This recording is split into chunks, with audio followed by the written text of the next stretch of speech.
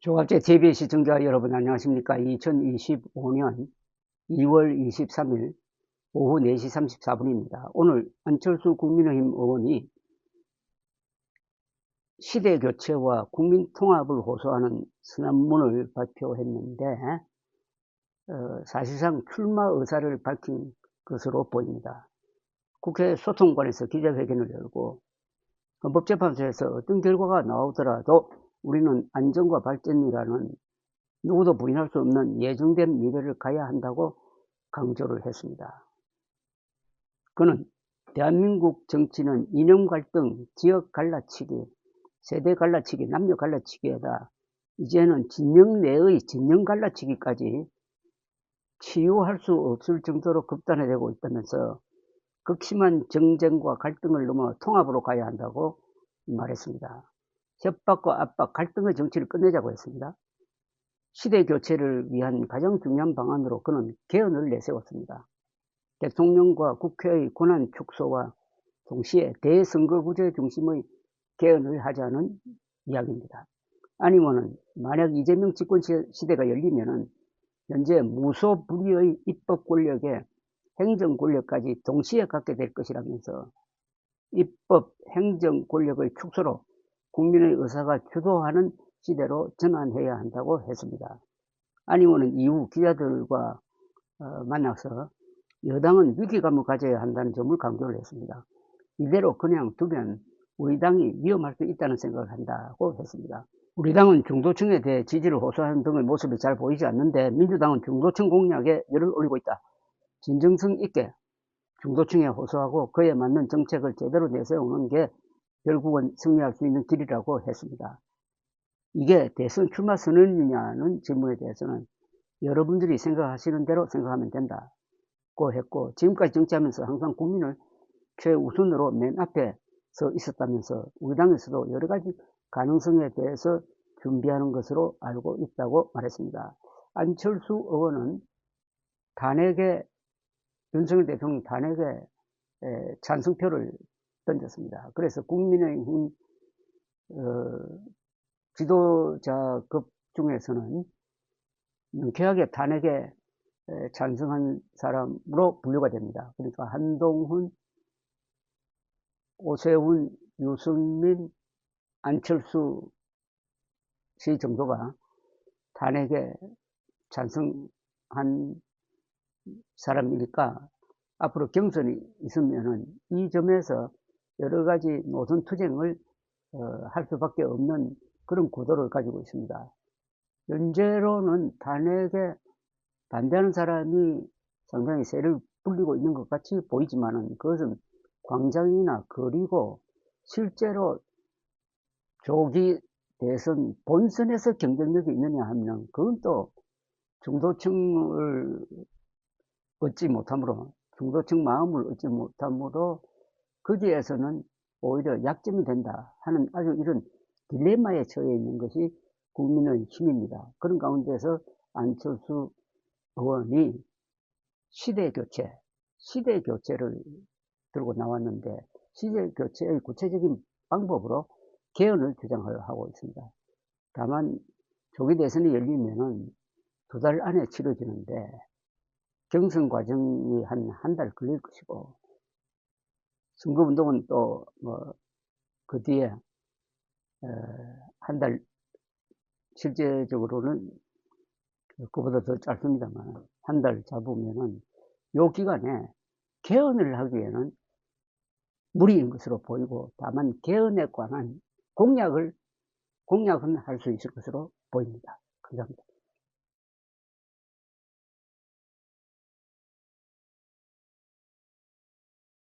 조갑제 TV 시청자 여러분 안녕하십니까. 2025년 2월 23일 오후 3시 56분입니다.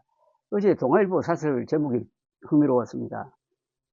중도층 민심의 모종의 균열, 여의 나라든 극우 편성 청구서. 극우 편성 청구서라는 말이 좀 생각을 좀 하게 합니다.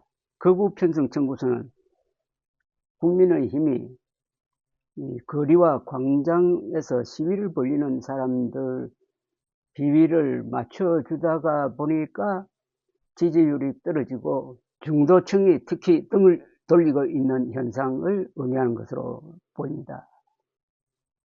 극우 편성 청구서, 극우 세력과 손을 잡으면은 거기에 따른 대가를 치르게 된다는 뜻이겠죠. 사실은 이렇게 시작이 됩니다. 한국갤럽이 지난 21일 공개한 여론조사에서 국민의힘과 민주당 지지율은 각각 34%, 40%였다. 일주일 전보다 국민의힘은 5%포인트 내려갔고 민주당은 2%포인트 올랐다. 눈에 띄는 것은 중도층의 변화다. 중도층의 국민의힘 지지율은 22%, 민주당 지지율은 42%였다. 일주일 사이에 5%포인트 격차에서 20%포인트 격차로 벌어진 것이다.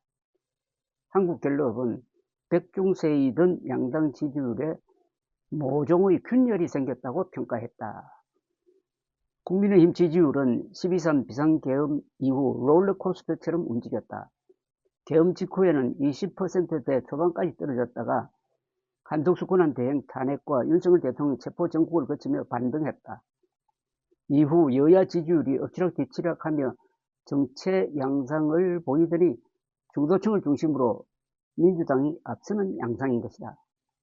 정권 교체 여부에 대해서도 교체 53%, 유지 37%였는데 중도층만 보면은 교체 62%, 유지 27%로 정권 교체 응답이 2배 이상 높았다. 하루 전 전국 지표조사 MBS에서도 정권 교체 49%, 정권 재창출 40%였는데 중도층에서는 55%가 정권 교체, 29%가 정권 재창출로 정권 교체 의견이 강한 것으로 나타났다. 갤럽 조사의 탄핵 찬반 여론은 각각 60%, 34%였다. 탄핵 찬성 60, 탄핵 반대 34%. 중도층만 놓고 보면 69%와 25%로 격차가 더 커졌다. 이런 여론의 흐름에 그 미묘한 변화에 대해 갤럽은 이번 주 대통령 측 주장에 반하는 검찰 조서 내용이 새롭게 공개되었고 명태균 사건이 다시 이목을 끈 것이 여당의 부담이 됐다고 분석했다. 특히 중도층의 국민의힘 이탈 조짐은 그동안 극우 세력을 중심으로 한 광장의 탄핵 반대 여론에 기대왔던 국민의힘 측에는 우려스러운 시그널이 아닐 수 없다. 보수 강성 지지층의 결집으로 국민의힘이 계엄 이전의 정당 지지율을 회복하는 듯 했으나 결국 그 한계를 드러내는 국면에 동착한 걸로 볼 수 있기 때문이다. 이번 조사에서 국민의힘 지지율과 탄핵 반대 응답이 똑같이 34%였던 것도 이와 무관치 않아 보인다. 그동안 극우 성향 인사들이 주도하는 대규모 집회가 주말마다 열렸고 여기에 국민의힘 의원이 다수 참여했다. 게다가 이들 집회에서는 부정선거에 중국이 개입했다 등 중도층이 선뜻 수긍할 수 없는 황당한 주장들을 쏟아냈다. 이런 극우 세력에 대한 중도층의 거부감과 견제 심리가 이번 조사에 반영된 것이란 지적이 나온다. 윤 대통령은 친구 변호인을 통해 빨리 직무에 복귀하겠다는 메시지를 내놓았지만 여권에 지금 극우 편성 청구서가 날아들고 있는지도 모른다. 참 국민의힘이 처한 딜레마를 잘 정리를 했습니다. 국민의힘이 윤석열 그리고 부정선거 망상론자들과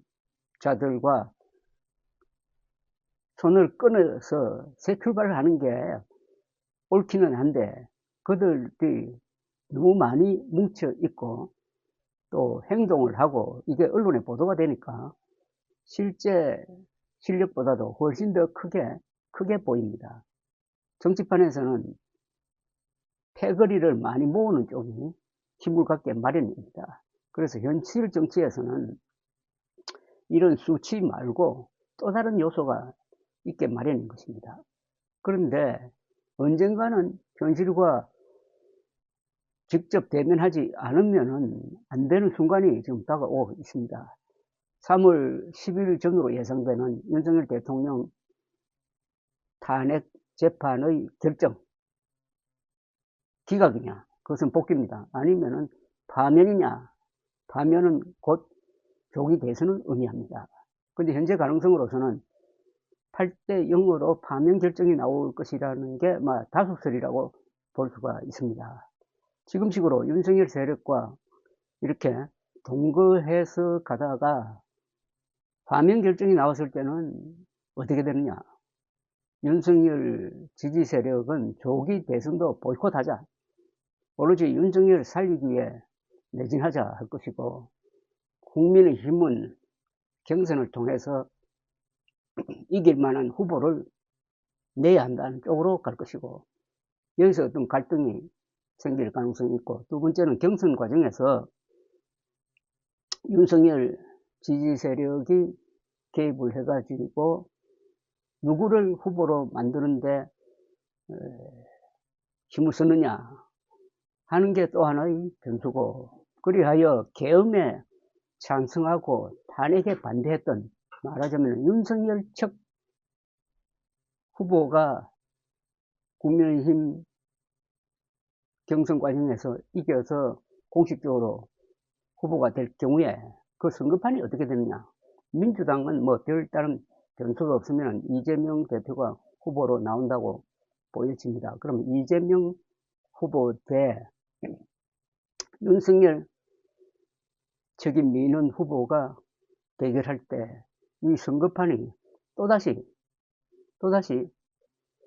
윤석열 계엄 찬반으로 나눠지게 될 것이고, 그렇게 되면은 이미 윤석열 계엄은 탄핵감이다, 헌법을 위반했다, 파면된 상태니까, 파면된 윤석열을, 정치적으로 이미 사망한 윤석열을 계속 편드는 국민의힘 후보가 중도 지금 보수로 우클릭하고 있는 이재명 대표와 싸워서 과연 이길 수 있느냐. 그것은 중도층에 달려있는데 이미 중도층의 성향이 극우 세력도 싫다, 아마 극좌 세력도 싫다는 의미가 포함되어 있을 겁니다. 그래서 지금 국민의힘은 딜레마에 빠져 있다, 이렇게 보입니다. 넓은 의미에서 보면은 국민의힘이 배출한 대통령이 헌법을 무시하고 계엄령을 폈다가, 더구나 부정선거 망상에 사로잡혀가지고 선관위까지 습격을 했다가 헌법재판소에서 파면 결정이 나오고 또 형사재판의 구속 피고인이 되어 있으면은, 그로 인한 조기 선거에서 국민의힘이 패배한다고 봐야죠. 그게 상식적인 판단인데, 다만 이재명 대표가 워낙 많은 사법 리스크를 가지고 있으니까 국민의힘이 일치단결 해가지고 아주 현명한 전략을 쓰면은 이길 수도 있는 찬스가 있습니다. 그런데 윤석열 극우 세력과 결탁한다, 밀착해버리면은 그 조금 낮지만은 그래도 그 찬스를 살리지 못하게 된다 하는 이런 딜레마 속에서 극우 편성 청구서를 어떻게 할 거냐. 극우 편성 청구서가 날아왔는데 그것은 국민의힘이 키운 이 극우 세력을 어떻게 통제할 것이냐 하는 숙제를 던지고 있다, 이런 내용의 사설이었습니다. 감사합니다.